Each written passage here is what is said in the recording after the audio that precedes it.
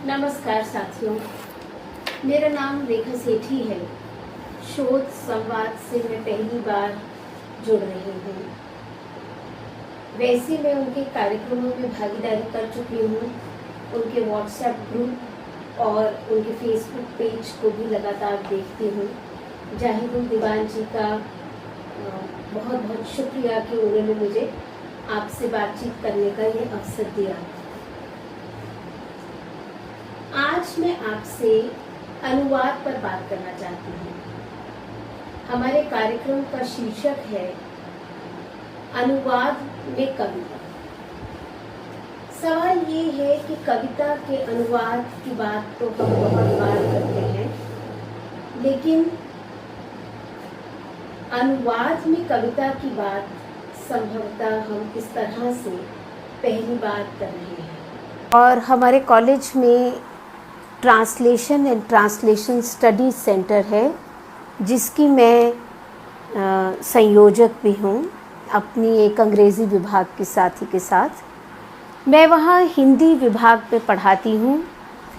अनेक पुस्तकों का लेखन एवं संपादन मैंने किया है और साथ ही अनुवाद भी किए हैं।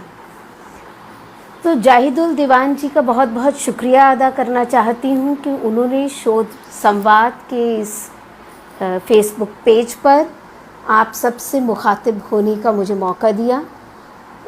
इनके रिसर्च इन्फॉर्मेशन ग्रुप में भी मैं लगातार उससे जुड़ी रहती हूँ। फेसबुक पेज पर भी आज आप सबसे बात कर रही हूँ, उसको मैं फॉलो करती हूँ। आज का मेरा जो शीर्षक है बातचीत का वो है अनुवाद में कविता। ये जो बातचीत मैं आपसे करूँगी मैं अपने अनुभव के आधार पर करूँगी। छिटपिट अनुवाद मैं करती रही, दोनों भाषाओं में मेरी गति रही है, लेकिन सुकृता की कविताओं का जब मैंने पुस्तकाकार अनुवाद किया, यानी पूरा एक संकलन को मैंने अनुदित किया, तब एक अलग ढंग से इस क्षेत्र में मेरी पैठ बनी और मेरी रुचि और अधिक विकसित हुई। यह किताब है समय की कसक। सुकृता की किताब थी कविताओं की अनटाइटल्ड, और उस किताब को मैंने हिंदी में अनुदित किया। इस किताब की ख़ास बात ये थी कि मैंने बिना शीर्षक के, मतलब उसका अनुवाद अगर मैं शब्दशः करने बैठती तो अनटाइटल्ड यानी बिना किसी शीर्षक के ऐसा अनुवाद मैंने नहीं किया, बल्कि उसकी ही एक कविता जो मुझे लगा कि बहुत प्रभावी है, उसका शीर्षक था समय की कसक में in the throws of time का अनुवाद मैंने किया था। तो मैंने उस कविता को शुरू में रख के और उस कविता के आधार पर इस संकलन को नाम दिया समय की कसक। सबसे बड़ी चुनौती किसी भी कविता का अनुवाद करने के लिए यह होती है कि साहित्यिक अनुवाद मशीनी अनुवाद कभी नहीं हो सकते, क्योंकि आप एक संवेदना को हस्तांतरित कर रहे हैं दूसरी भाषा में। तो एक भाषा से दूसरी भाषा तक की यात्रा दो स्तरों पर पूरी होती है। एक तो ये है कि आप उस कविता का मिजाज, उसकी भाव, संवेदना, भाषा, इन सब को दूसरी भाषा में ले आएं। लेकिन उससे भी जो बड़ा काम है वो ये कि उस कवि की पहचान उस भाषा में, यानी अगर आप अंग्रेज़ी से हिंदी में अनुवाद कर रहे हैं तो हिंदी कविता की जो साहित्यिक परंपरा है, आप उस साहित्यिक परंपरा को भी में इस अंग्रेज़ी के कवि का स्थान बनाएं। ये बात कवि कुंवर नारायण जी ने कही थी कि अनुवादक, सफल अनुवादक कौन होता है अनुवाद के संदर्भ में। उन्होंने अनुवाद के विषय में बहुत कुछ लिखा और कुमार जीव जो उनका खंड काव्य है वो इसी बात पर आधारित है कि कुमार जीव एक सफल अनुवादक था जिसने बहुत से ग्रंथों का अनुवाद संस्कृत में किया, लेकिन इसी तरह से या संस्कृत के ग्रंथों का चीनी भाषा में अनुवाद किया। तो जब उन्होंने अनुवाद किया तो इसी तरह से उसको प्रस्तुत किया कि जैसे वो उसी भाषा के कवि हों। तो ये बात बहुत बड़ी बात है। तो अगर मैं सुकृता की कविताओं का अनुवाद करती हूँ तो मुझे ये कोशिश करनी है कि हिंदी कविता की जो परंपरा है उस परंपरा में उस रचनाकार को मैं प्रतिस्थापित कर सकूं। सुकृता की कविताओं का अनुवाद करते हुए दो एक चीज़ें और मेरे सामने आईं। वो बात ये थी कि जिसे मतलब हिंदी की जो कवित्री हैं अनुपम सिंह, जब ये पुस्तक का लोकार्पण हुआ उन्होंने ये बात उठाई भी। उन्होंने कहा कि वो मुझे जानती थी और उनको जब ये पता चला कि मैंने अंग्रेज़ी से हिंदी में एक स्त्री रचनाकार की कविताओं का अनुवाद किया है तो उन्होंने कहा कि मैंने ये किताब पढ़ी ये जानने के लिए कि अंग्रेज़ी में स्त्री रचनाकार क्या लिख रही हैं। तो उसे कहा कि उसे कुछ हद तक निराशा हुई, क्योंकि जिस तरह का लेखन हिंदी में स्त्री रचनाकार कर रही थी ये लेखन उससे बिल्कुल अलग था। तो यानी हिंदी की जो कविता परंपरा थी स्त्री रचनाकारों की, ये अनिवार्य नहीं है कि वही परंपरा अंग्रेज़ी में हो। तो अनुवादक का काम क्या है कि जो नई परंपरा है, जो अलग परंपरा है, उससे परिचय कराना। तो जो कुछ भी जितना विस्तार है सुकृता की कविताओं में, वो विस्तार को मुझे प्रस्तुत करना था हिंदी में, तो मैंने वो कविताएं चुनी। दूसरी समस्या ये नज़र आती है कि हिंदी भाषा का जो तेवर है, जो मिजाज है, वो भावात्मक दृष्टि से बहुत इंटेंसिटी है उसमें, जबकि अंग्रेज़ी कविता में बहुत संभल कर एक दूरी बनाए हुए कविता लिखी जाती है। तो कई बार जब हमने अनुवाद किए तो क्योंकि जो पृष्ठभूमि थी वो हिंदुस्तानी पृष्ठभूमि थी, हिंदुस्तानी जनसमाज की बातें थीं, तो वो हिंदी में बेहतर कभी कभी कहना चाहिए ना कि सुनने में और बेहतर लगती थी और निखर जाती थी। ये अनुभव मेरा कई रचनाकारों को अनुदित करते हुए हुआ। एक और बात जो मैं आपसे साझा करना चाहती थी वो ये कि जब हम अनुवाद करते हैं तो मैं ये मानती हूँ कि अनुवाद एक तरह की जुगलबंदी है। जुगलबंदी में दो अलग अलग तरह के जो म्यूज़िशंस होते हैं, वो म्यूज़िशन जैसे एक टुकड़ा बजाता है तो दूसरा जैसे उसका जवाब देता है। एक सवाल पूछा है कि संस्कृति का भी अनुवाद करना होता है, उस पर भी आप प्रकाश डालिए, उस पर मैं बात करूँगी।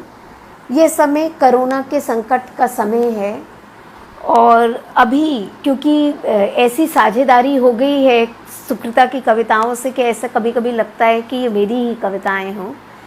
तो जो बात वो कहना चाहती है जी, ये जो कविता अभी मैं आपको सुनाऊंगी उसमें वो सांस्कृतिक रूपक पूरी तरह से सामने आएगा।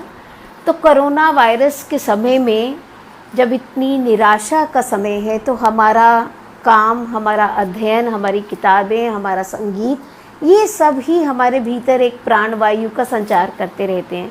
तो फिलहाल ही सबसे जिसे कहना चाहिए कि लेटेस्ट एकदम सुकृता ने कुछ गंगा डायलॉग्स लिखे और उसका कुछ हिस्से का अनुवाद मैंने किया है। तो मैं उसमें से पहले एक छोटा सा अंश पढ़ूंगी।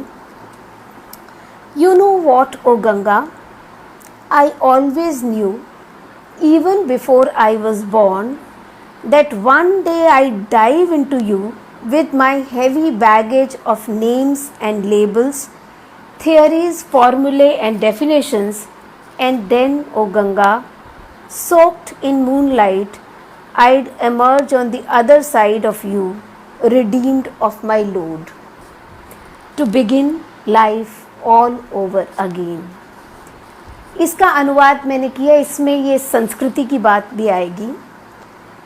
तुम्हें पता है क्या वो गंगा, मुझे हमेशा से पता था, जन्म से भी पहले, एक दिन मैं तुम में उतरूंगी अपने दुर्वह नामों और पट्टियों के साथ, फॉर्मूलों, सिद्धांतों और परिभाषाओं के साथ। और फिर ओ गंगा, चांदनी में भीगी तुम्हारे पार उतरूंगी, अपने से मुक्त जीवन को फिर से जीने के लिए। अब इस कविता में जब हम अनुवाद करते हैं तो जो संकट हमारे सामने आता है, जैसे इसमें शब्द है dive, one day I'd dive into you, छलांग लगा देने का भाव है। लेकिन जब हम हिंदी में करते हैं तो हम जब छलांग या वो वेग को प्रकट करना चाहते हैं, उससे कोई बात बनती नहीं है। लेकिन सवाल यहाँ डाइव इनटू यू का क्या है कि मैं गंगा में बहुत गहरे उतरूंगी, तो मैंने उसे ऐसे एक दिन मैं तुम में उतरूंगी करके कर दिया। फिर दूसरी बात ये थी कि ये थ्योरीज, फॉर्मूले, डेफिनेशंस, क्या इसको हटा दिया जाए? मतलब हमारे यहाँ कविता में हम नेम्स, लेबल्स, थ्योरी, फॉर्मूले, डेफिनेशंस को शायद इतना महत्व नहीं देते, लेकिन अंग्रेज़ी में वो महत्वपूर्ण हो सकता है। लेकिन फिर मैंने उसे रख लिया सिर्फ एक तरह की, जिसे कहना चाहिए कि एकेडमिक साइज़ की वजह से ही, कि वो करीब से करीब हो। इसी का एक और टुकड़ा, the world is coming to an end O Ganga, not with an atom or nuclear bomb, not with an earthquake or floods, not with a sudden jolt, but as a gradual spread, first of fear and then of asphyxiation, the war with the deadly virus has begun.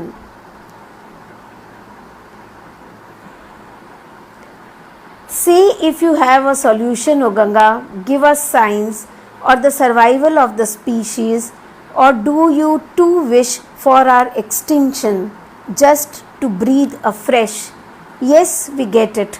The flow of life must continue, not choke. विश्व का हो रहा है अंत, किसी अणु या परमाणु बम से नहीं, ना ही बाढ़ या भूकंप से, ना धरती के डोलने से, बल्कि धीरे धीरे भय के फैलने से।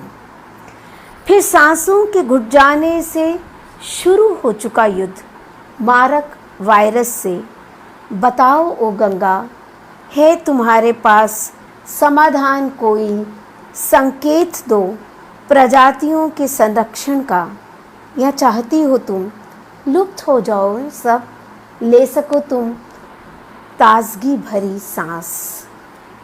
इसका एक दो छोटे छोटे और अंश हैं। अब वो अंश मैं आपको अंग्रेज़ी में नहीं सुना रही, केवल उनके अनुवाद सुना रही हूँ। और कुछ कुछ प्रश्न मुझे दिख रहे हैं, वो प्रश्नों को सारे मैं अंत में ले लूँगी, क्योंकि इससे मेरा फिर ध्यान भटक जाता है। ये जो स्थिति है, ये बिल्कुल आज जो हम प्रवासी मज़दूरों को सड़कों पर देख रहे हैं उससे संबंधित है। बच्चों को उठाए बुझे सपनों के साथ खून लिथड़ी एड़ियों से घिसट रहे हजारों हजार प्रवासी घर की ओर। 47 के काफिलों के विपरीत इनके पास लौटने को घर है, भले ही बिना छत और दीवारों के। तुम्हारी तरह ओ गंगा, स्थिर और दृढ़ वे बढ़ते जाते, शहरों की चुंधियाती रोशनी को पीछे छोड़ उठते, गिरते और टूटते 47 की ही तरह बिखरते हुए। कई बार ऐसा करना पड़ता है कि अंग्रेज़ी में 47 की तरह बिखरते हुए पहले आता है और उठते, गिरते, टूटते बाद में आता है, लेकिन हमने वो थोड़ा बहुत क्रम पंक्तियों का बदल देना पड़ता है। वायरस के आतंक से परे, भूख और थकान से मरने को तैयार, खुश हैं वे, खुशी के उस भाव से जो प्रार्थनाओं से पहले हाथ पैर धोने से मिलती है, वुज़ू करते हुए या शव पर गंगा जल छिड़के जाने से। जिस सांस्कृतिक ट्रांसफ़र की आप बात कर रहे थे, वो यही है कि जैसे अब कहें कि वो चलने में हज़ारों हज़ार मील की यात्रा तय करके जो प्रवासी मज़दूर निकल पड़े हैं, वो किस लिए निकल पड़े हैं, क्योंकि वो जहाँ जाएंगे वहाँ स्थितियाँ कोई बहुत बेहतर नहीं है उनके लिए। लेकिन वैसे ही जैसे कि मृत शरीर पे आप गंगा जल छिड़कते हैं तो आप अपने दिल की तसल्ली करते हैं, उससे उस शव का कोई अंतर नहीं होता। तो गंगा जो नदी है, ये सारा संवाद गंगा से इसलिए हो रहा है क्योंकि वो मृत्यु के को अपने भीतर समेट लेती है और एक नया जीवन देती है। तो ऐसा ही भाव यहाँ इन कविताओं में है। आंसुओं की नदी और गंगा नीली, हरी या बेरंग नहीं है, अब रक्तिम लाल है। जब उस मृत प्राय मजदूरन की कांपती उंगलियां ठेलती हैं सूखी रोटी के टुकड़े, दुध मुए बच्चे के होठों में जो तालाबंदी के पहले दिन सिर्फ 1.5 हफ्ता पहले अलग हुआ है माँ की नाभि नाल से, बूंद भर भी दूध नहीं है माँ की सूखी छातियों में या दूध पिलाई किसी बोतल में। ओ गंगा, क्या तुम बहती रहोगी? आज भीतर का सैलाब उठ रहा, तुम्हारी उठती लहरों की होड़ में ओ गंगा, वायरस के हमलों से जूझने अपनी ही रगों में बहते लहू में, प्रतिरोध के सेनानी जीवाणुओं को जगाने, जैसे बाढ़ आने पर तुम समेट लेती हो अपने उफनते किनारे अपने ही भीतर। हम भी उठेंगे जीवन और मृत्यु की सीमाएं पार कर, तुम्हारी छाती पर पड़े लक्ष्मण झूले साथ हिलाते। ये सुकृता की कविताएं हुई। यहाँ 2 सवाल आनंद सिंह जी ने उठाए हैं, दोनों ही बहुत मौजूद सवाल हैं। पहला सवाल उन्होंने रखा कि अगर संस्कृति समान ना हो, यानी जब भी हम किसी विदेशी लेखक की कृति का ट्रांसलेशन करते हैं तब हमारे सामने ये बहुत ही बड़ा सवाल होता है। जैसे अभी मैंने किया एक अंग्रेज़ी कवि का अनुवाद, तो उसमें जो वहाँ के फूलों के नाम थे उसको हम अगर चाहें भी तो भारतीय नामों से हम बदल नहीं सकते थे और बदलने की आवश्यकता भी नहीं था। तो हमने उन्हीं को रखा।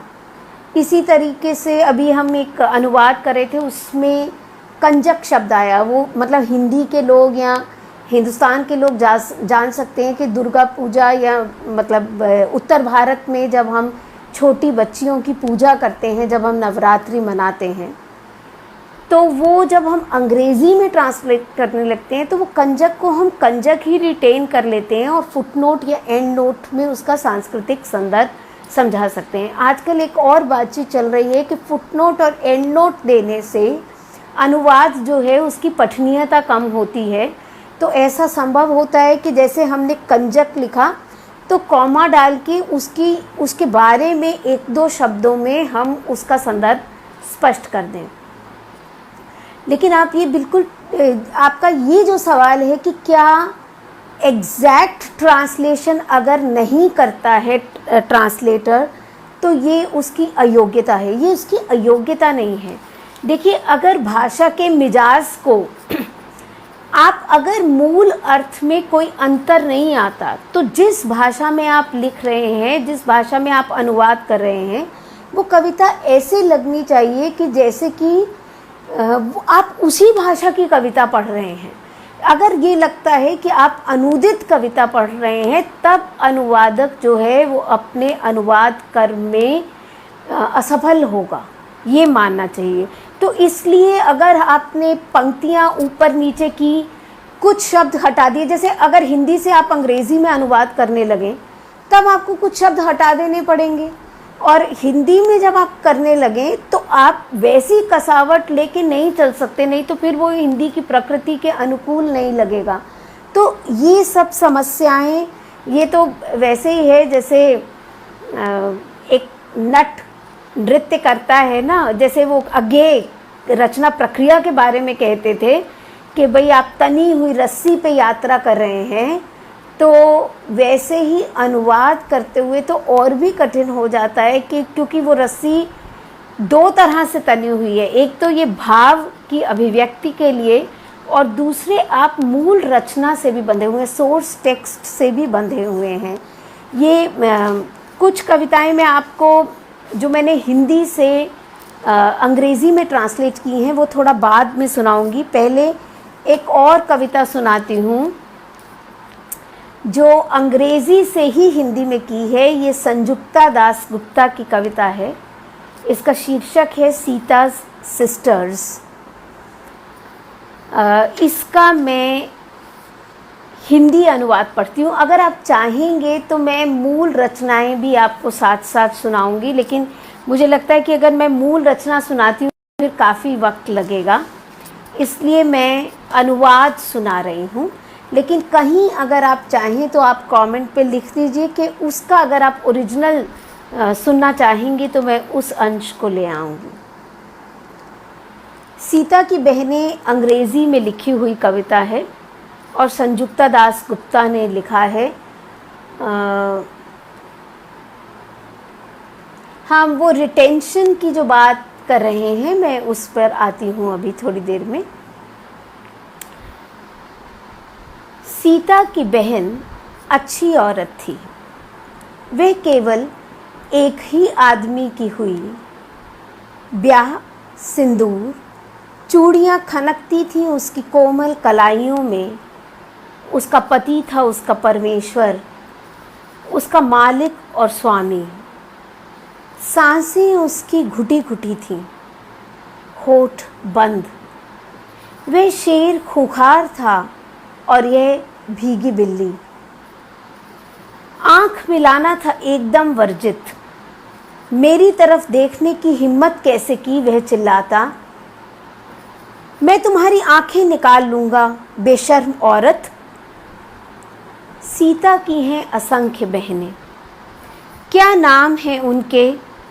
रीता, मीता, अर्पिता, सुमिता, रिनिता, ललिता, बोनिता, अनीता, सुनीता, सुचेता। हजारों हजार सीता की बहनें, रटंतु तोतों सी दयनीय कठपुतलियाँ, रिमोट से चलती रोबोट जैसी। सीता की बहनें देखती हैं निशब्द। सीता की बहनें हैं गूंगी और बहरी। सीता की बहनें जब करती हैं बंद आँखें, आँखों की जगह होते हैं खाली गड्ढे। सीता की बहनें पुकारती हैं माँ धरती को, याद रखना माँ, हमारी बहन सीता की आत्महत्या, बेगुनाह सीता की यातनापूर्ण परीक्षा। हे माँ, बचाना हमें, बचाया था जैसे सीता को तुमने। लेकिन हाय, सीता की बहनों के लिए धरती की छाती नहीं फटी। सीता की उदास बहनों की लगातार उठती असहनीय चीखों ने धरती माँ को संवेदनहीन पत्थर में बदल दिया। किसी ने कहा है कि मूल रचना भी सुनाइए, जिससे कि वो संभवतः तुलना करना चाहेंगे और देखना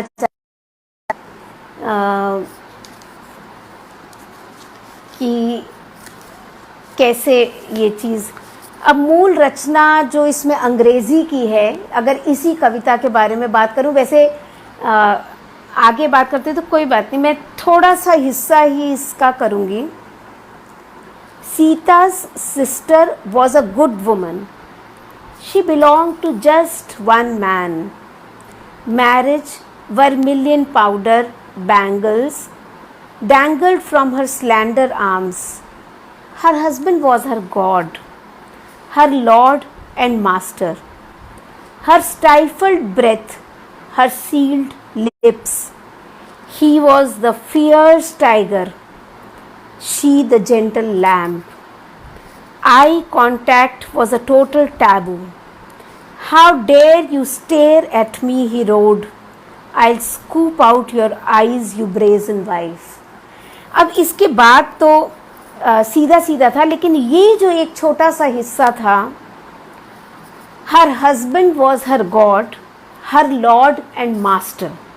अब यहाँ था he was the fierce tiger, तो इसको मैंने किया। वो हिंदी में हम कहते हैं ना बब्बर शेर, खूंखार शेर। She was the gentle lamp, लेकिन हम जेंटल लैम्प से ज़्यादा भीगी बिल्ली कहते हैं। तो मैंने ये जो हिंदी के मुहावरे थे उनको यहाँ इस्तेमाल किया। मैं आनंद जी के सवाल पर आऊँगी कि अनट्रांसलेबिलिटी इन ट्रांसलेशन को कैसे हैंडल करते हैं। मैंने एक अनामिका की कविता का अंग्रेज़ी अनुवाद किया है, उस संदर्भ में मैं आपसे इस बारे में बात करूँगी। ठीक है, तो ये थोड़ी मुझे कठिनाई थी, तो यहाँ मैंने सीता की मतलब यहाँ थोड़ा सा शब्दशः न जाकर जो हिंदी का मुहावरा है उससे अपनी बात उसमें रखी और वो अनुवाद किया। अब जो अनट्रांसलेबिलिटी की बात आप कर रहे हैं आनंद जी, उसके बारे में अनामिका की कविता है पतिव्रता। इस कविता में इतने मुखड़े हैं जिसे कहना चाहिए ना कि हर पक्ष अपने आप में बहुत मजबूत है। पहले मैं हिंदी की कविता पढ़ती हूँ। जैसे कि अंग्रेजी राज में सूरज नहीं डूबा था, इनके घर में भी लगातार दक दक करती थी एक चिलचिलाहट। स्वामी जहाँ नहीं भी होते थे उनके वहाँ पंजे, मुहर, तौलिए, डंडे, स्टैम्प पेपर, चप्पल, जूते, हिचकियाँ, डकारें, खर्राटे और त्योरियाँ, धमकियाँ, गालियाँ खचाखच। घर में घुसते ही जोर से दहाड़ते थे मालिक। एक ही डांट पर एकदम पट वह लेट जाती। दम साधकर जैसे कि भालू के आते ही लेट गया था रूसी लोक कथा का आदमी, सोचता हुआ कि मर लेते हैं कुछ देर, मरे हुए को भालू और नहीं मारेगा। एक दिन किसी ने कहा, कह गए हैं जूलियस सीजर कि बहादुर मरता है केवल एक बार, कायर ही करते हैं बार बार मरने का कारोबार। जब तुमने ऐसी कुछ गलतियां नहीं की, फिर तुम यूं मरी हुई बनकर क्यों लेटी? तब से उन्हें आने लगी शर्म सी। रोज रोज मरने में एक बार शर्माती, लेकिन फिर कुछ सोच कर मर ही जाती। मरती हुई सोचती, चिड़िया ही होना था तो शुतुरमुर्ग क्यों हुई मैं? सूंघनी ही थी तो कोई लाडली लाख मुझे सूंघती, यह क्या कि सूंघा तो सांप। और कुछ दिन बीते तो किसी ने उनको पढ़ाई गांधी जी की जीवनी। सत्याग्रह का कुछ ऐसा प्रभाव हुआ, बेवजह पिटने के प्रतिकार में वे लंबे अनशन रखने लगी। 4, 5, 7 शाम खटती वे निराहार कि कोई आकर मना ले। फिर एक रात गिन गिन नाचता माथा, पकड़े पकड़े जा पहुँचती हैं वे चौके तक, और धीरे धीरे खुद को काढ़ कर खाती बासी रोटियां, थोड़ा सा लेकर उधार नमक आँखों का। तो सखियों, ऐसा था कलयुग में जीवन पतिव्रता का। आगे कथा सती के ही मुख से, इस हिस्से पर खास ध्यान दें, इसके संदर्भ में मैं कुछ बात करूंगी। आगे कथा सती के ही मुख से, सती की व्यथा, नहीं जानती कि ये क्या हो गया है। गुस्सा नहीं आता, मन मुलायम रहता है, मिट्टी मुलायम हो जाती है कच्चे रास्ते की, काम बहुत रहता है इनको।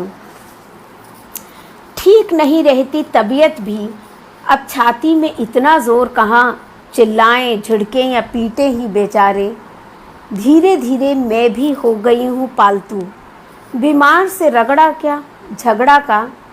मैंने साध ली क्षमा, मीठे लगते हैं खर्राटे भी इनके।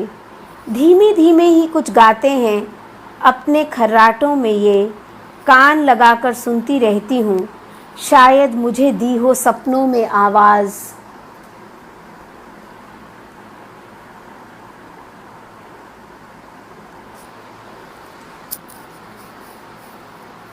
कोई गुपचुप बात मेरे लिए दबा रखी हो, इतने बरसों से अपने मन में कोई ऐसी बात जो रोज़ इतने दिन ये कान सुनने को तरसे, कोई ऐसी बात जिससे बदल जाए जीवन का नक्शा, रेती पर झम झम झमक झम कुछ बरसे।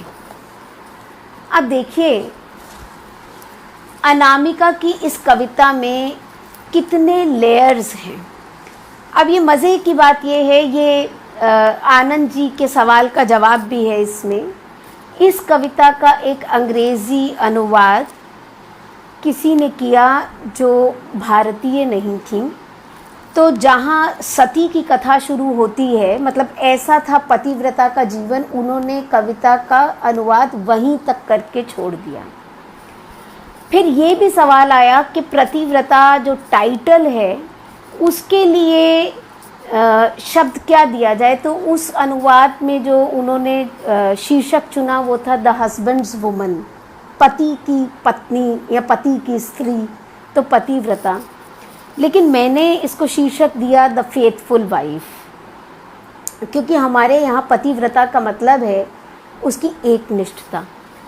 अब अनामिका की कविता को मैं हमेशा कहती हूँ कि वो एक ऐसी उड़ान भरती है कि आप कई लेवल्स पे उसके अर्थ की व्याख्या करते जा सकते हैं।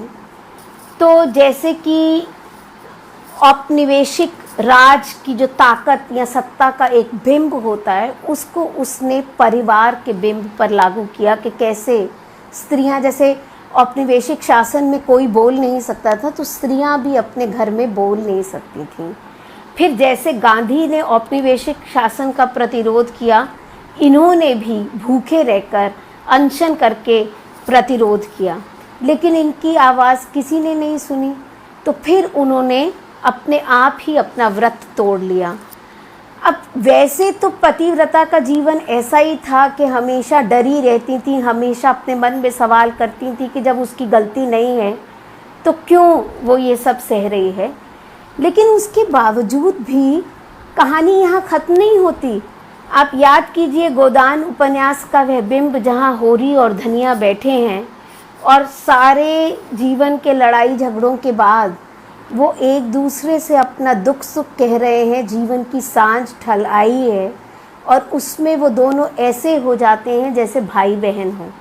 तो प्रेमचंद ने वो जो बिंब प्रस्तुत किया है भारतीय दंपति का, वैसा ही दाम्पत्य स्वभाव अनामिका अपनी कविता में ले आते हैं। तो जो सती के बाद की कथा है, जहाँ उसने देख लिया कि पति का स्वभाव मुलायम पड़ गया है, जहाँ अभी भी उसके मन में यह अपेक्षा है कि शायद वह उससे कुछ कहने वाला है, तो अगर हम कविता के उस अंश को छोड़ देते हैं ये सोच करके कि वो अनट्रांसलेबल है, तो शायद कठिनाई होगी।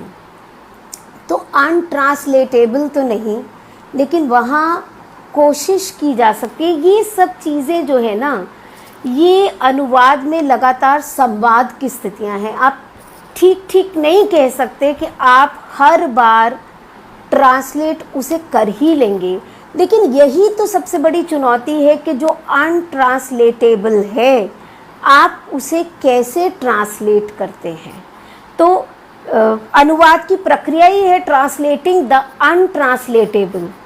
तो मैंने अनामिका की जो अंग्रेज़ी अनुवाद किया वो आपके सामने पढ़ रही हूँ।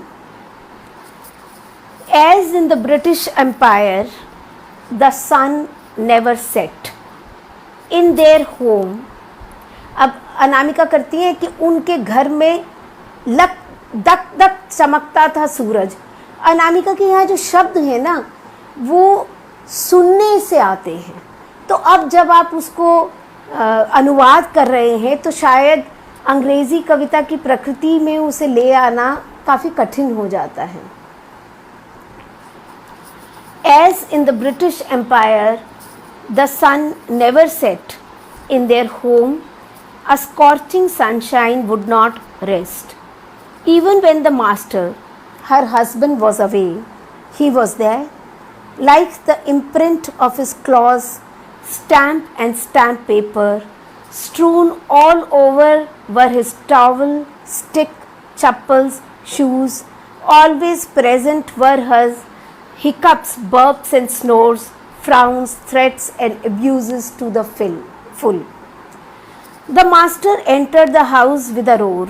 She would fall flat on the ground, trying to be dead for a while, just as the man in the Russian fable played dead when the bear came, thinking that the bear would not kill a man already dead. One day, someone quoted Julius Caesar, "Cowards die 1,000 deaths, the brave only one." अब उन्होंने अगर scissor को उद्धृत किया है तो आपको scissor की मूल लाइन लानी पड़ेगी अनुवाद करते हुए, ये नहीं कि आप उस अनुवाद का अनुवाद करें। तो वो मूल पंक्ति ढूंढकर मैंने यहाँ इस्तेमाल की। Why lay dead when not at fault? After that day, she was ashamed to die each day. Hesitated a moment, but on another thought, chose to play dead. While playing dead, she always thought, if I had to be a sparrow, then how did I become an ostrich? How could I smell like a snake? A few days later, someone read to her Gandhi's biography. The influence of Satyagraha was such that to protest unreasonable beatings, she would resort to long fasts. 4, 5, 7 evenings she went without a morsel, waiting in vain for someone to show affection. Then one night when head would roll, गिन गिन, ये शब्द मैंने ज्यों का त्यों रख लिया. With reeling head in her hand, she dragged herself to the kitchen, slowly picked up the stale roti to break her fast, biting slowly with the salt borrowed from her tears. So, dear friends in Kali Yuga, such has been the life of a devoted wife. Sati further tells the agony of the faithful, how the change happened. She doesn't feel the anger any longer. The feelings have turned soft, just as the mud after rain. She talks to herself. He works too hard and is also unwell. Where will he find the strength in his chest to shout so loud, abuse or hit, poor thing? And slowly I have been tamed to think, in vain is the quarrel with an invalid. I have now mastered forgiveness. ये हिंदुस्तानी औरतों की एक खासियत है कि हमेशा वो क्षमा कर सकती हैं. I have now mastered forgiveness. I find his snores to be a humming song. I listen carefully. Maybe he calls me in his dreams. Maybe he wants to say something which my ears have longed to hear each day for years. Something that can change the picture of my life as plentiful rain on parched sand. तो इसमें एक ये सवाल भी होता है कि आप अनुवाद किसके लिए कर रहे हैं. जैसे अगर मान लीजिए आप भारतीय पाठक के लिए कर रहे हैं तो वो सती कलयुग समझ पाएगा. एक अभी किसी ने ये सवाल भी पूछा था कि अगर आप मूल को और अनुवाद को आमने सामने रखेंगे तो क्या वह समीक्षा का विषय नहीं हो जाएगा. बिल्कुल हो जाएगा और उसकी आवश्यकता भी नहीं होती. लेकिन यहाँ क्योंकि हम अनुवाद की प्रक्रिया पर भी बात कर रहे हैं इन अनुवादों के माध्यम से, इसलिए मैं दोनों को साथ साथ रख रही हूँ. लेकिन अगर आप ये देखें कि अगर वो जैसे साहित्य अकादमी में जितने अनुवाद होते हैं वो मूलतः इस बात के लिए होते हैं कि अन्य भारतीय भाषाओं के पाठक भी उसके माध्यम से पढ़ सकें और वो भाषाएं और करीब आ सकें. तो उसमें हमने अगर सती कलयुग पतिव्रता छोड़ भी दिया ज्यों का त्यों, तब भी कोई अंतर नहीं आएगा. लेकिन शायद अगर हम किसी विदेशी पाठक के लिए कर रहे हैं जो संभवतः अंग्रेज़ी से भी उतना परिचित नहीं है, क्योंकि अंग्रेज़ी के माध्यम से भी हमारे बहुत से शब्द किसी को खोजने पर मिल जाते हैं, तब ये कठिनाई ज़रूर होती है कि आप उसे कैसे बिठाएं. और मैंने यही कहा कि 3 स्ट्रैटेजीज़ हैं उसकी. कि आप एंड नोट दें या आप फुट नोट दें, और या फिर आप उस वाक्यांश के बीच में ही उसके अर्थ को समेट लें। तो ये अनामिका की कविता थी। काफ़ी सोचने विचारने से ये कविता संभव हो सकी। एक कविता, छोटी सी कविता है। ये कविता नीलेश रघुवंशी की है और इसको भी मैंने हिंदी से अंग्रेज़ी में किया है। पहले मैं उसका अंग्रेज़ी अनुवाद पढ़ूंगी और बाद में हिंदी, क्योंकि जब हम हिंदी पहले पढ़ रहे हैं तो शायद अनुवाद का मतलब ये तुलना होने लग रही है। तो पहले अंग्रेज़ी अनुवाद में पढ़ते हैं कि देखते हैं कि ये कविता आप तक पहुंचती है या नहीं। पानदान, तो इसको मैंने शुरू किया है पानदान इटैलिक्स में। A box for the betel. With my first salary I will buy a pandan for my father, a little one, which will hold dreams of my 11 years and the happiness of a lifetime. Pandan is a small box.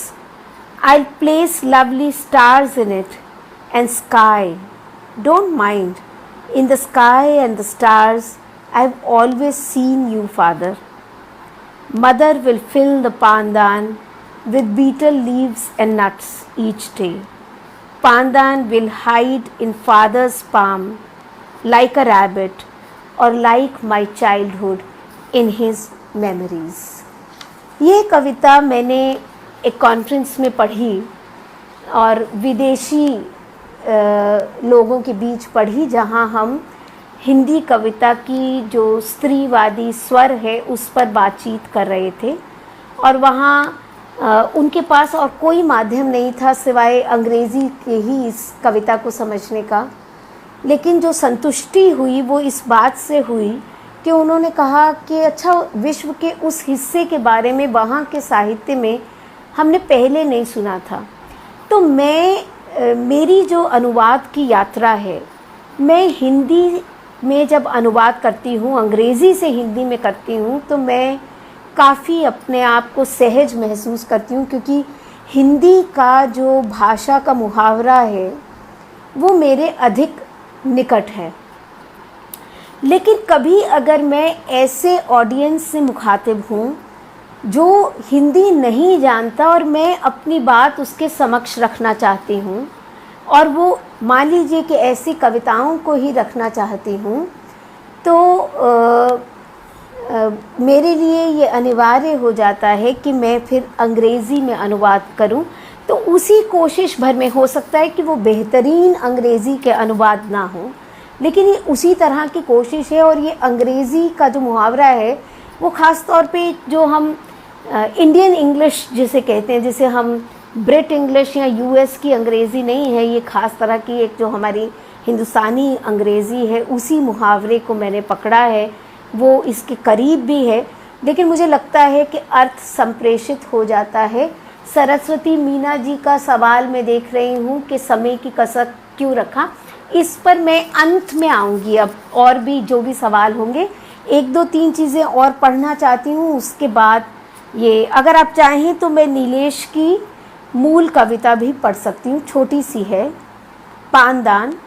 पहली पगार में खरीदूंगी पिता के लिए एक पानदान, छोटा सा होंगे जिसमें मेरे सपने 11 बरस के और उनकी जीवन भर की खुशी।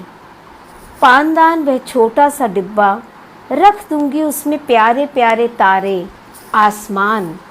बुरा मत मानना, देखा है मैंने हमेशा उनमें तुम्ही को। माँ हर दिन भरेगी उसमें सुपारी और पान। पानदान दुबका रहेगा पिता के हाथ में, किसी खरगोश की तरह, या मेरा बचपन जैसे उनकी स्मृति में। एक कविता और जो मैंने अंग्रेज़ी में की उसको भी आपको सुनाती हूँ, और उसके बाद दो छोटी छोटी कविताएं सुनाऊंगी जो मैंने अन्य भारतीय भाषाओं से की हैं। ये अच्युतानंद मिश्र की कविता है। या इस पर अंत में आती हूँ और पहले इसकी मेरे पास, क्योंकि मूल हिंदी की कविता नहीं है, सिर्फ मेरा ट्रांसलेशन है, तो वो मैं पढ़ देती हूँ। After the right, at the end of the deserted lane lies a shoe upside down. Still tied are the laces of the other shoe, though the foot that wears it is missing. Brightest shines the sign, shines desertion, shines the dust settled on stones, leaves shine like eyes filled with hope. Lazily lays a dog, as on the other side of the time. This broken wheel moves, turns, like kumkum on her forehead. An empty lemon candy wrapper crushed, a crawling insect has just turned. Dried blood stains on crushed yellow grass will soon be buried in the soils of history. No smoke rises from any corner, no din, no scream. Incidents, memories, histories, all wheels just stopped. Not even a tiny ant crawls. The stagnant water in the drain has also dried up. The silence between two sounds has stretched as the entire universe. All connections, threads, fibers between seeing and thinking have been snapped. Lone sparrow flies past the sky over the lane, makes a round, and flies fast against all laws of motion. Suddenly the dog gets up to go, wailing like the last man. The clock strikes 12. Across the turn of the date, a dead body will move to another lane. जो तनाव हिंदी में इस कविता में है, अंग्रेज़ी में भी हमने वो तनाव बरकरार रखने की कोशिश की है। अब दो भारतीय भाषाओं से जब हम अनुवाद करते हैं उसमें बहुत मज़ा रहता है, क्योंकि उनकी प्रकृति मूलतः हिंदी की प्रकृति के करीब होती है। और कई बार ऐसा होता है कि उन भाषाओं को, जैसे मैं हिंदी बोलती हूँ, पंजाबी मेरी मातृभाषा है, जिस माहौल में मैं बड़ी हुई हूँ वहाँ हिंदी, अंग्रेज़ी और उर्दू ख़ास तौर पे बोले जाते थे, तो उन भाषाओं से भी मेरा एक परिचय है। तो मैंने कोशिश की कि मैं कुछ पंजाबी कविताओं के अनुवाद करूं, और मैंने वनिता जी की कुछ कविताओं के पंजाबी से अनुवाद किए। तो मैंने सोचा कि मेरे लिए तो बहुत आसान है, मेरी मातृभाषा है, मैं पंजाबी हूँ, तो पंजाबी की कोई भी कविता मैं आसानी से, लेकिन यकीन जानिए मैं जब उन कविताओं के अनुवाद कर रही थी तो मुझे इतनी कठिनाई हुई, क्योंकि कुछ कविताएं ऐसी थीं जिसमें कि ऐसी बातें आ रही थीं, Siddharth now you will have to play, तो उसमें कुछ ऐसी बातें आ रही थी कि मुझे लगता था ये केवल पंजाबी में ही कही जा सकती हैं। जैसे कि एक उसमें एक बिंब था कि वो अपने गले की जंजीर को, मतलब गल दा गाना, तो वो गले में पहनी हुई जो गाना होती है वो कैसे वो उसको ट्रांसलेट करूं, अभी भी मैं फिगर आउट नहीं कर पाई। तो क्या होता है कि एक सवाल किसी ने पूछा था कि समय की कसक आपने अनटाइटल को कैसे दे दिया, तो डिटेल उसकी बाद में करूँगी। लेकिन जब मैं अनुवाद कर रही हूँ तो मेरे ज़्यादातर अनुवाद जो हुए हैं वो मेरे रचनाकारों से संवाद चलते रहते हैं, उनसे बातचीत चलती रहती है, और काफ़ी हद तक हम आपस में डिस्कस करते रहते हैं कि हाँ ऐसा ही अर्थ है ना। तो इसी विश्वास पर मैंने कुछ उड़िया से अनुवाद किए और कुछ पंजाबी से अनुवाद किए। उड़िया में भी ये हुआ कि मैं कुछ उन ध्वनियों को समझ सकती हूँ, और प्रवासिनी महाकुट जो उड़िया भाषा की सम्मानित कवित्री हैं, उनकी कविता का मैंने अनुवाद किया। तो मैं आपको पंजाबी अनुवाद सुनाऊंगी और एक उड़िया का अनुवाद सुनाऊंगी। बस उसी से ये सारे सेशन का अंत करूंगी, कुछ एक सवालों के साथ, सवालों के उत्तर देते हुए। तो सबसे पहले सुनिए पंजाबी कविता वनिता जी के ही मुख से। ये हैं वनिता जी। निर्वाण की प्राप्ति में तू नहीं यशोधरा जागे, तेरे महलों दिया रंगीन दीवारा विच ओ बहुत है उदास, हर रंग बेरंग लग राम। इस बार यशोधरा एक खूबसूरत कली तेरी गोद विच रख जाएगी। फिक्र न कर, जिथे बहुत कुछ तेन प्राप्त होया, शायद इस ज्ञान की प्राप्ति भी होगी। मेरी पिछे छड़िया उदास पैड़ों नूं वेख एक होर ज्ञान की प्राप्ति। तो बौद्धि रूप पहले की पाया मैं नहीं जानती। यशोधरा उस रुख थले तेरे मैला दी रंगीनी त्याग निर्वाण ढूंढेगी। एक कली तेरी गोद विच अर्पण कर, तैनू नव ज्ञान की दिशा वल छड़ निर्वाण ढूंढ जावेगी। माफ़ कीजिएगा, कुछ लोगों ने लिखा कि आवाज़ ठीक से नहीं आ रही थी, लेकिन वो वीडियो में भी आवाज़ काफ़ी कम थी। लेकिन आप शायद ये समझ जाएंगे जब अनुवाद पढ़ेंगे।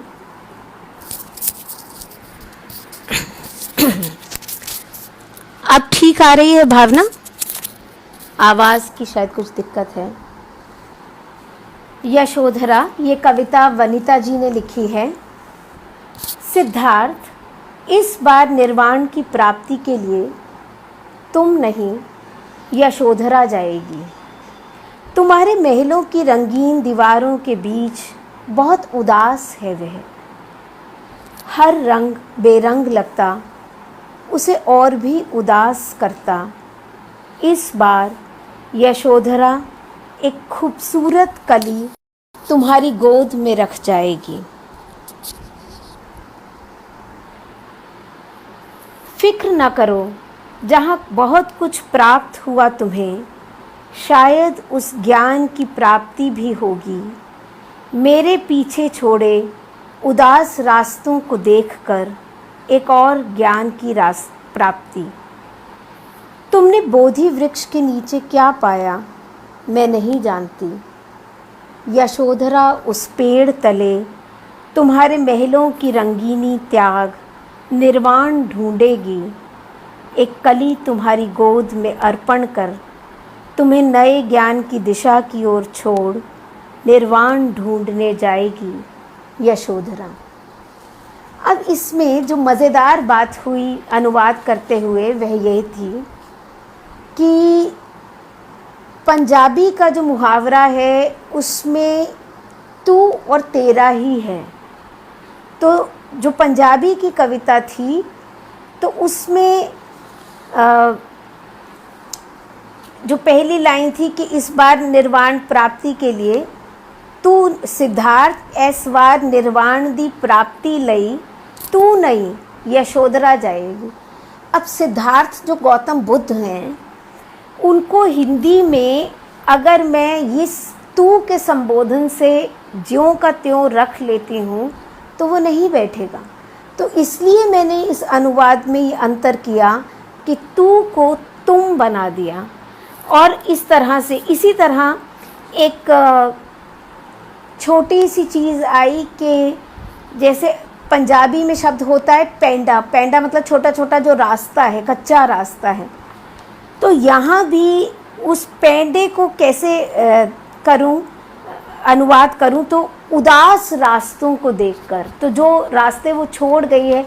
अब पंजाबी से काफ़ी सुविधा थी। किसी ने पूछा था कि अनुवाद में क्या लिप्यांतरण ही होता है, तो कई दफ़ा जो उर्दू हिंदुस्तानी के करीब है उसमें लगभग लिप्यांतरण ऐसे ही रहता है। अब हम जिस तरह के कॉस्मोपॉलिटन शहर में रहते हैं जहाँ तरह तरह की आवाज़ें हम सुनते हैं, तो वहाँ पंजाबी में भी ऐसा ही लगता है कि जैसे हम लिप्यांतरण ही कर रहे हैं। लेकिन कभी कभी आप उसका जो खास मुहावरा है वहाँ जाके अटक जाते हैं, और ख़ास तौर पे जब आप दोनों भाषाएं जानते हैं तब ये दिक्कत होती है कि आपको लगता है कि अरे उसके बराबर का शब्द तो यहाँ मिल ही नहीं रहा, तो आपको अनुवाद करते हुए उस तरह का संतोष नहीं हो पाता, आप उसको ज्यों का त्यों रखना चाहते हैं। तो भारतीय भाषाओं के बीच जब अनुवाद होता है तो और भी मुझे कहना चाहिए कि कठिन हो जाता है। तो ऐसे ही प्रवासिनी जी की जो कविता है, मैं पहले कविता पढ़ देती हूँ, अनुवाद पढ़ देती हूँ, और फिर आपको उनकी आवाज़ में वो कविता सुनवाऊँगी। तारा तारा, 2 बार तारा तारा उन्होंने लिखा, मतलब ये पूरी कविता जो है वो आसमान के तारे को संबोधित है। कुछ लड़कियां और स्त्रियां कविता लिखती हैं, बाकी नहीं लिखती कविता, क्योंकि कविता उन्हें लिखती है। लाल बस में भीड़ की आंखें उन्हें घूरती हैं, मेट्रो में भी सभी उन्हें देखते। आसमान में तारों की है आहट, आसमान से झुककर कविता लिखने वाली लड़कियों स्त्रियों को एक बार देखने की कोशिश में गिरते हैं तारे, किसी की छत पर, किसी की छाती पर, किसी की आकांक्षा में, किसी की आँखों में। गिरते हुए तारों को देखकर क्या वे कुछ मांगती हैं? कभी कभार मांगने से पहले घास पर गिर जाने वाले तारे मेरी आँखों के आंसुओं में अटक जाते हैं। मैंने देखा है चांद में बैठे लोक कथा के खरगोश को। मुझे नहीं पता चांद से जो मैं कहती हूँ वह सुनता है या नहीं, लेकिन मुझे लगता है खरगोश चांद से निकल आया है, सुनने को मुझे अपना कान हिलाता, फिर चांद में समा जाता है। राख हो गए तारों के ऊष्म स्पर्श से मेरे भीतर एक सत्ता छटपटाती है, और मैं एक बार फिर आसमान को देखती हूँ। इस अनुवाद में अगर आप अभी जब मूल कविता सुनेंगे तो पहले बस की भीड़ में जो लड़कियाँ चढ़ती हैं तो वहाँ शब्द आता है कोलाहल, और मेट्रो में जब वो चढ़ती हैं तो शब्द आता है मोह माया। लगता ये तो हिंदी के भी शब्द हैं, लेकिन वहाँ कोलाहल जिस तरह इस्तेमाल किया गया है वो लड़कियों को सब देखने लगते हैं। मेट्रो में जब चढ़ती हैं तो जो मोह माया होती है कि सब उन्हीं की तरफ देखते हैं, तो मतलब वो शब्द लगता तो ऐसा है कि हिंदी में भी वो शब्द है, लेकिन उड़िया में वो एक अलग अर्थ दे रहे हैं। इसी तरह से हिंदी में चांद के भीतर एक बुढ़िया बैठी चरखा काटती है, लेकिन उड़िया की लोक कथाओं में वो खरगोश हो जाता है। और फिर मेरा सवाल ये हुआ कि खरगोश निकल आता है और फिर वापस क्यों लौट जाता है? तो मुझे प्रवासिनी जी ने बताया कि वो मेरी कहानी मुझे लगता है कि चांद तो सुने या ना सुने, लेकिन वो खरगोश कान हिलाता हुआ मुझे सुनने आया था और फिर वापस लौट गया। तो मैंने उस 2-3 शब्दों को यहाँ जोड़ दिया अर्थ को स्पष्ट करने के लिए। अब सुनिए प्रवासिनी जी की आवाज़ में ये कविता।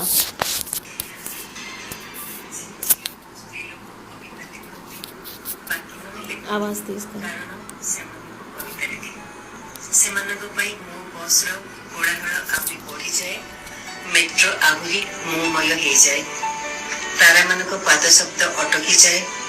ଆକାଶରେ ଝୁଙ୍କି ପଡ଼ି କବିତା ଲେଖୁଥିବା ଝିଅ ଓ ସ୍ତ୍ରୀ ଲୋକଙ୍କୁ ଥରଟେ ଦେଖିବା ଚେଷ୍ଟାରେ ଗୋଟେ ଗୋଟେ ତାରା ଭାଙ୍ଗି ଯାଇ ଖସି ପଡ଼ନ୍ତି, କାହା ଛାତରେ, କାହା ଛାତିରେ, କାହା ଆକାଂକ୍ଷାରେ, କାହା ଆଖିରେ। ସେ ଖସି ପଡ଼ୁଥିବା ତାରାଙ୍କୁ ଚାହିଁ ସେମାନେ କିଛି ମାଗନ୍ତି କି? କେଜାଣି କେମିତି ଖସି ପଡ଼ୁଥିବା ତାରାଙ୍କ ମୁହୂର୍ତ୍ତକୁ ମୁଁ ଅନେକ ଥର ଭେଟିଛି। ମାରିବା ପୂର୍ବରୁ ତାରାମାନେ ଖସି ପଡ଼ିଥାନ୍ତି ଘାସ ଉପରେ ମୋ 2 ଆଖିର ଲୁହରେ। ଜହ୍ନରେ ଥିବା ଲୋକ କଥାର ସେ ଠେକୁଆକୁ ଦେଖିଛି। ମୁଁ ଜହ୍ନକୁ ଯାହା କୁହେ ତାକୁ ଶୁଭେ କି ନେଇ ଜାଣେନି, କିନ୍ତୁ ମୋର ମନେ ହୁଏ ଠେକୁଆ ଜହ୍ନରୁ ବାହାରି ଆସି ତା କାନ ହଲଉଛି ଓ ଜହ୍ନ ଭିତରକୁ ପୁଣି ଥରେ ପଶି ଯାଉଛି। ପାଉଁଶ ହେଇଯାଇଥିବା ତାରାଙ୍କ ଉଷ୍ମ ସ୍ପର୍ଶରେ ମୋ ଭିତରେ ସତାଟିଏ ଛଟପଟ ହୁଏ ଓ ମୁଁ ଆଉ ଥରେ ଆକାଶକୁ ଚାହେଁ।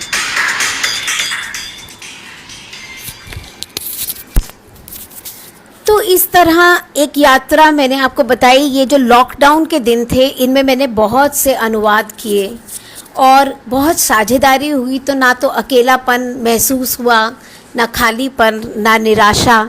शब्दों की यात्रा चलती रही। अब 2-3 सवाल जो इस बीच में आए हैं, मैं केवल उनका उत्तर देना चाहती हूँ, या आप बाद में कोई और बात करना चाहें तो उस पर हम बात कर सकेंगे। एक सवाल ये था कि क्या अनुवादक का भी अपना कोई स्टाइल हो, अपनी शैली होती है। इतने अनुवाद करने के बाद मुझे लगता है कि मेरा अपना ऐसा स्टाइल ज़रूर है। और मतलब मुझे जो भी कविताएं आती हैं, मतलब अनुवाद में आती हैं, वो लगभग इस तरह आती हैं कि जैसे मुझे वो सुनाई दे रही हूँ ध्वनियाँ। तो कोई कविता मेरे कानों में जिस तरह से आती है, उसी तरह के शब्दों में वो बदल जाती है। तो ये एक बात रही। दूसरा सवाल था कि जब आपने समय की कसक क्यों रखा। अब उसमें ये स्थिति बनी कि जब ये पुस्तक प्रकाशित हो रही थी, तब इस पुस्तक में ये तय किया गया, उससे पहले सुकृता की कविताओं के अनुवाद की 2 पुस्तकें प्रकाशित हुई थी। एक गुलजार साहब ने जो अनुवाद किए थे, हार्पर कॉलिंस से वो प्रकाशित हुआ था, पोएम्स कम होम के नाम से। और एक सविता सिंह और सुकृता ने आपस में किया था कि सविता की कुछ कविताओं के अनुवाद अंग्रेज़ी में सुकृता ने किए थे और सुकृता की कविताओं के अनुवाद सविता ने किए थे। तो वो किताब का नाम था रोइंग टुगेदर, साथ साथ चलते हुए। तो इन दोनों ही पुस्तकों में अंग्रेज़ी और हिंदी दोनों आमने सामने रखे गए थे। अब जब ये समय की कसक किताब होने लगी तो ये तय हुआ कि जो अंग्रेज़ी में पढ़ना चाहता है वो अनटाइटल्ड पढ़ेगा, जो हिंदी में पढ़ना चाहता है वो उसे अलग से पढ़ेगा। तो अब हमारे सामने 2 चुनौतियाँ थीं कि एक तो हम उसी का हिंदी अनुवाद प्रस्तुत कर रहे थे, और दूसरी बात ये थी कि हम उसे हिंदी के पाठक के लिए बना रहे थे।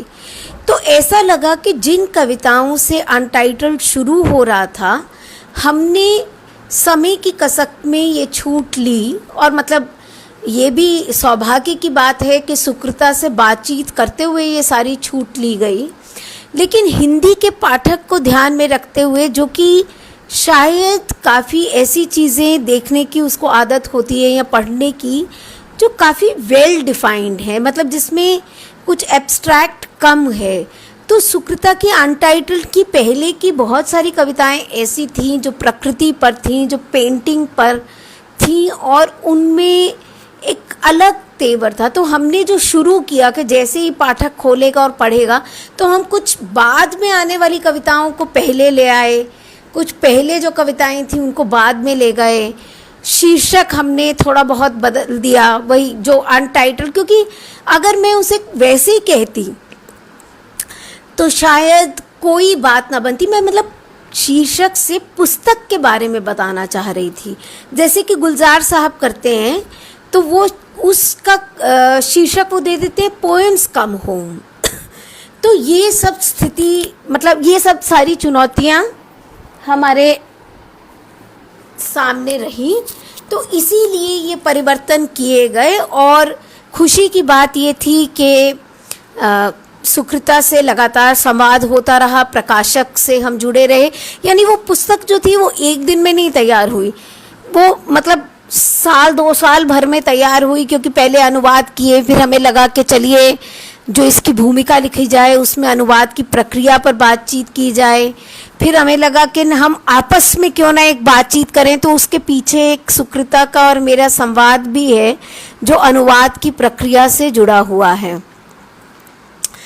तो इस तरह से समय की कसक बनी। तो मुझे लगता है एक बहुत बार बार एक सवाल आ रहा है रिटेंशन को लेकर। अब इसमें थोड़ा सा ये सवाल है कि रिटेंशन जो है, जैसा मैं समझती हूँ, हो सकता है कि आप मुझसे कुछ अलग ढंग से समझते हों, लेकिन मैं सोचती हूँ कि एक ध्वनि जो हमारे मन में बनी रहती है और इसका संबंध जो है वो रचना के सांस्कृतिक आशय से ही है। तो जो सांस्कृतिक आशय है वो, जैसे अभी हम पतिव्रता कविता पढ़ रहे थे, तो उसमें जाहिर तौर पर वो रिटेंशन बना रहता है। तो काफ़ी हद तक हम कोशिश कर सकते हैं, लेकिन मान लीजिए कि अगर उस पतिव्रता कविता का मैं अनुवाद किसी भारतीय भाषा में करती हूँ तो वो रिटेंशन रहेगा, ज़्यादा रहेगा। लेकिन अगर जब मैं उसे अंग्रेज़ी में करती हूँ, फिर मैंने उसे आपके सामने ये सवाल रखा था कि अंग्रेज़ी का कौन सा मॉडल, क्या ब्रिटिश इंग्लिश, क्या अमेरिकन इंग्लिश, या फिर एक भारतीय इंग्लिश।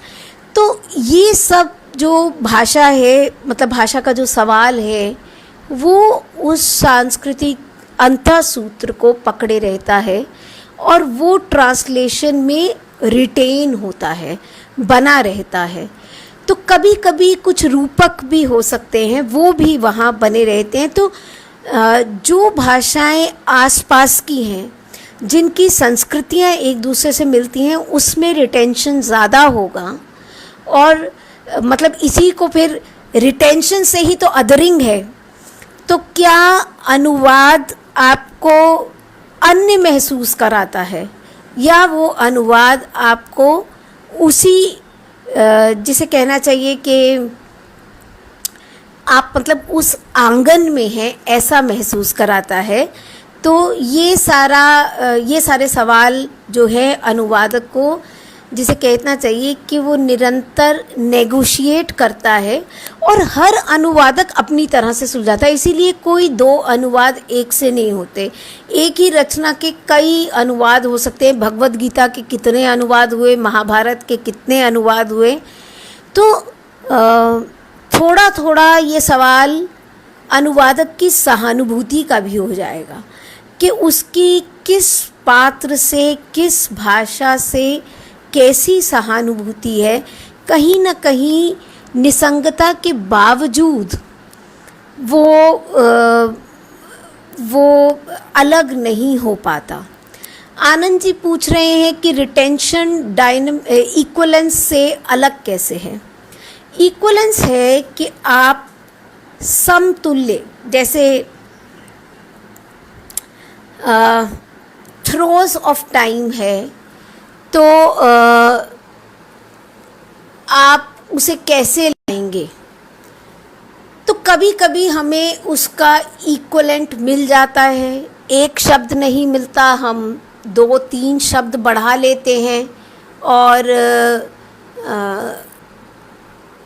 उस तक पहुंच जाते हैं। अब रिटेंशन और इक्वलेंस में फ़र्क ये है कि आप हर बार कोशिश करते हैं कि आप उसके बराबर का, इसीलिए मैं अनुवाद को जुगलबंदी कहती हूँ ना, कि एक लेखक ने कुछ कहा तो आपने वैसा ही कुछ कहा, या मतलब उसको अपनी भाषा में चुनौती दी। मतलब कई बार एक बहुत मज़ेदार एक्सरसाइज हो सकती है कि कहीं मैंने सुकृता की कविताएं पढ़ी तो ये मजाक में किसी ने कहा कि अब सुकृता जी से कहिए इन अनुवादों के बाद फिर से वो कविता लिखें, तो क्या अब वो कविता बदल जाएगी। तो ये हो सकता है, ये बिल्कुल हो सकता है। तो इक्वलेंस की बात तो उस चीज़ से जुड़ी रहती है कि आप उसके लिए कौन सा प्रतिशत जुटा पाते हैं। लेकिन रिटेंशन में ये है कि आप उस कल्चर को, उस भाषा को, उस संवेदना को कितना उसमें बरकरार रख पाते हैं। तो हर बार आपको इक्वलेंट मिल जाएगा तो आप रख पाएंगे, मेरे हिसाब से ये ज़रूरी नहीं है। तो ये ज़रूरी हो सकती है कि आप उस सांस्कृतिक अंतःसूत्र को बचा पाएँ, कई बार तब भी बचा पाएँ, या कई बार इक्वलेंट मिलने के बाद भी ना बचा पाएँ। अब पहले मैं सवाल लूँगी नीरज का, वो 2 बार पूछ चुकी हैं कि वो कह रही है मेरा प्रश्न आज के विषय में अनुवाद में कविता से थोड़ा इतर है। वह ये कि यदि हम शेक्सपियर के नाटकों का अनुवाद करेंगे तो उसकी क्या अनुवाद प्रक्रिया होगी, क्योंकि उनके नाटकों में गीत और कविताओं की ही भी अधिकता है। आप बिल्कुल ठीक कह रही हैं। शेक्सपियर के नाटकों के बहुत सुंदर अनुवाद हुए हैं, और जो गीत और नाटक हैं, गीत और नाटक यानी उन गीतों को रिटेन किया गया है, उन गीतों के भी अनुवाद किए गए हैं। और फिर ये सवाल हो सकता है कि जैसे भारतीय रंगमंच है, तो उसमें ये संभव है कि आप बहुत सारे कोरस और बहुत सारे गाने उस रंगमंच में समाहित करें, लेकिन मुख्य क्या है, मतलब क्या गीत का अनुवाद करना मुख्य? कोशिश तो है कि पूरी रचना का अनुवाद है, लेकिन मुख्य ये है कि क्या शेक्सपियर जिस अंतर्द्वंद को, जिसे कहना चाहिए जिस त्रासदी को उभारने की कोशिश करते हैं, तो पहला लक्ष्य है उस त्रासदी को उभारना, उस रचना के पूरे सरोकार को ट्रांसलेट करना। और फिर अगर उसमें कोई गीत ऐसा आ जाता है जो ट्रांसलेट नहीं हो सकता, मतलब जिसे कि हम अनट्रांसलेटेबल कह रहे हैं, तो कभी कभी होगा कि हर भाषा में, जहाँ जिस भाषा में, मतलब जो लक्ष्य भाषा है उसकी प्रकृति के यदि अनुकूल ना हुआ, तो हो सकता है कि वो कुछ कुछ छूट लेने लगे। मगर अगर वो मूल को बचा पाता है, मूल के भाव को बचा पाता है, तो वह बेहतर है। और गीत भी अनुदित करता है, तो एक तरह से जिसे हम सोने पे सुहागा कहते हैं, तो पूरा अनुवाद तो तभी होगा। अगला सवाल है, रिटेंशन के संदर्भ में सहानुभूति के स्थान पर समानुभूति कहें तो थोड़ा ठीक होगा या नहीं? आप ठीक कह रही हैं, समानुभूति ही एक शब्द है, लेकिन मैंने सहानुभूति इसलिए कहा कि जैसे मैं आपको एक उदाहरण देती हूँ कि पद्मावत में जो नागमती सुआ खंड है, तो नागमती वैसे वहाँ माया की प्रतीक है, लेकिन जायसी का जो कवित्व है वो नागमती के दुख को भी पूरी तरह बखान करता है, उसके प्रति भी पूरी तरह से संवेदनशील है। तो यानी जब कवि या रचनाकार रचना करने लगता है, तो अगर उसकी संवेदनात्मक सह अनुभूति उसके साथ जुड़ी हुई है, तो वो उसे एक तरह से प्रस्तुत करेगा। यही भूमिका अनुवादक की भी है। जो टेक्स्ट वो ट्रांसलेट कर रहा है, हो सकता है कि वो टेक्स्ट में जो लेखक है, मूल लेखक है, उसने उतना उस चीज़ के प्रति सहानुभूति, मतलब उतनी भावात्मकता ना दिखाई हो, लेकिन अगर अनुवादक की सहानुभूति उसके साथ है, तो संभवतः वो उस भावात्मकता को, उस संवेदना को अपनी रचना में उतार लाएगा। आनंद जी पूछ रहे हैं, what is violation of translation? I haven't got an answer since long ma'am. बिल्कुल ठीक, वायलेशन ऑफ ट्रांसलेशन ये है कि जब रचना कुछ और कहती है और आप भाषा की प्रकृति, जैसे मैंने आपको जो उदाहरण दिया कि अनामिका की कविता जिन्होंने भी अनुवाद किया, अगर उन्होंने आधी ही करके छोड़ दिया, क्योंकि उनके लिए उस सवाल का अंत वहीं हो जाता है, जबकि एक पतिव्रता ये तय कर लेती है कि अब वो ये जो सब्जुगेशन है वो नहीं सहेगी, और मतलब उसका रोटी खा लेना ही जैसे उसके विरोध का, प्रतिरोध का प्रतीक बन जाता है, तो उसके लिए वो कविता वहीं खत्म हो गई। मैं कहूँगी कि ये वायलेशन ऑफ ट्रांसलेशन इसलिए है क्योंकि एक भारतीय संस्कार जो है वो कहानी पूरी नहीं हुई, क्योंकि उसका जीवन वहीं अंत नहीं हुआ। अभी तो बहुत कुछ उसको देखना बाकी था, अभी तो बहुत कुछ उसको जीना बाकी था, तो इसलिए उस आखिरी हिस्से का भी ट्रांसलेशन होना चाहिए था। उसको मैं वायलेशन ऑफ ट्रांसलेशन मानूंगी। रघुवीर स्वाध्याय द्वारा किए गए उनके नाटकों के अनुवाद पढ़ने पर उस अनुवाद प्रक्रिया को समझने में शायद मदद मिल जाए। जी ज़रूर मिलेगी, आप देखिए।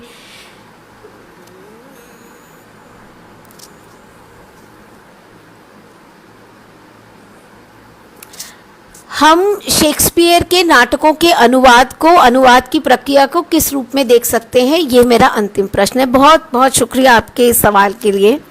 हमारे कॉलेज में जो वर्ल्ड शेक्सपियर सोसाइटी है वो दिल्ली विश्वविद्यालय के, या कहना चाहिए कि मतलब स्टूडेंट्स के लिए एक प्रतियोगिता का आयोजन करती है जिसमें कि वो शेक्सपियर को रूपांतरित कर सकते हैं।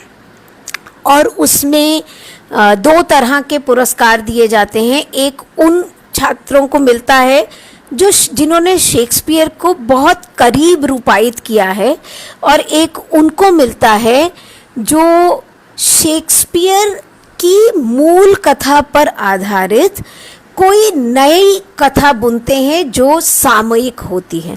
जैसे कि विशाल भारद्वाज ने हैमलेट और नाम मुझे इस समय एकदम वो ध्यान नहीं आ रहे हैं, लेकिन 3 नाटकों पर फिल्में बनाई। फिल्म जो थी वो ठीक ठीक भारतीय परिवेश पर, भारतीय परिदृश्य पर उपस्थित की गई थी। अब हैमलेट मैं इसलिए कह रही हूँ क्योंकि वो कश्मीर का पूरा उसमें उतार लाए। फिर वो ओमकारा जो थी वो ओथेलो पर बनी थी, और मेरी ज़बान से बिल्कुल नाम, मैकबेथ पर मकबूल बनी। अब देखिए क्या गज़ब की बात है कि तीनों का जो शीर्षक है, मैकबेथ मकबूल ओमकारा ओथेलो और हैमलेट पर हैदर, तो पूरी कहानी जो है वो उन्होंने बदल दी। लेकिन जो पात्रों की त्रासदी है, जो पात्रों का कॉन्फ्लिक्ट है, वो उसमें ज्यों का त्यों आया। तो अनुवाद और रूपांतरण में अंतर है। वो अनुवाद नहीं है, रूपांतरण है, लेकिन वो रूपांतरण अनुवाद के बेहद करीब की चीज़ है, क्योंकि संवेदना को वो पूरी तरह से दूसरी भाषा में ले आए हैं। तो मुझे लगता है कि इन चीज़ों पर भी हमें ध्यान देना चाहिए। यानी अनुवाद, रूपांतरण, अडैप्टेशन, ये बहुत आसपास की चीज़ें हैं। एक तो है केवल भाषा का अंतरण, भाषांतरण, और एक है पूरी तरह से उसका अडैप्टेशन। तो हमें लगातार ये नेगोशिएट करते रहना पड़ता है। मैं आपको एक मज़े की बात बताऊं, मतलब अनुवाद की प्रक्रिया में ही ये वो बैठ जाती है। उदय प्रकाश की एक कहानी है वॉरेन हेस्टिंग्स का सांड। उस कहानी का जो आधार है वो विक्टोरिया मेमोरियल में रखी एक पेंटिंग है, मतलब 2 पेंटिंग है वास्तव में, और उसको उन्होंने उसके इर्द गिर्द पूरी कहानी बुन दी है। वो जो पेंटिंग है उसमें जो वॉरेन हेस्टिंग्स और उसकी पत्नी के साथ एक आदिवासी लड़की है। तो कहानीकार ने उसको एक नाम दिया, उसको कैसा महसूस होता होगा।